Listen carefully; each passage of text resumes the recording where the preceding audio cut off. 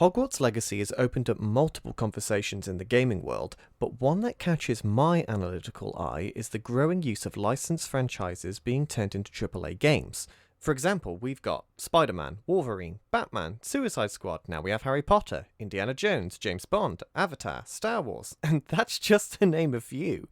And they're all being developed by huge gaming companies, and I'm excited to play them all. But does that mean original game ideas being developed are dying?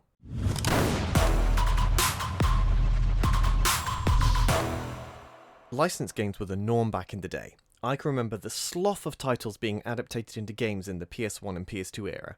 Nearly every film or TV show that I ever watched as a kid had an accompanied game. And they were all terrible. Except for Star Wars. Living out that childhood dream of killing Darth Maul was truly satisfying, I've got to admit. But now comes the dawn of a new era where developers are trying this tactic once again, but trying to actually make these games good. Just look at Insomniac's Spider-Man. I can attest that I have swung around New York City for hours at a time without doing any missions, simply because the swinging mechanic is so satisfying. So why the sudden uplift in large-scale licensed games making a comeback? Well, according to a post by gaming reporter Jeff Grubb, big games need to get as close to 10 million units sold as possible, and that is easier to do with a license. Which kind of makes sense. Games cost a lot of money and time to develop. When investors pump millions of dollars into a project, they expect a return, and you can be as sure as hell that these corpos are signing deals for a minimum return of investment to line their pockets with. So as the cost to make games gets higher, so does the risk.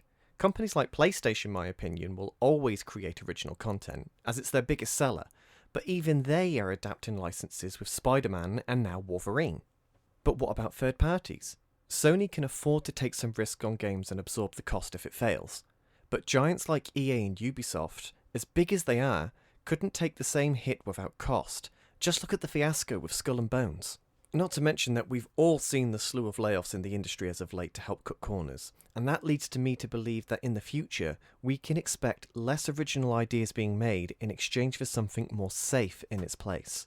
Boy, do I hope I'm wrong and that isn't the case. And as much as I like these adaptations getting a new audience on another platform that makes them more interactive, if we lose the original content, we lose the heart of gaming. Games like Final Fantasy, Titanfall 2, Control and Bioshock and so many more are all original titles that are peak gaming for me.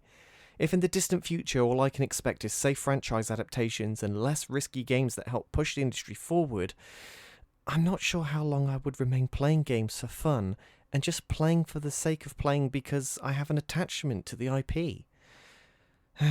But at least I'll always have indie games to rely on. But what do you think? Are original games slowly coming to an end? Do you like these licensed games? Let us know in the comments where we can begin a discussion, and a special thanks to our patrons who continue to show us the love with their pledges.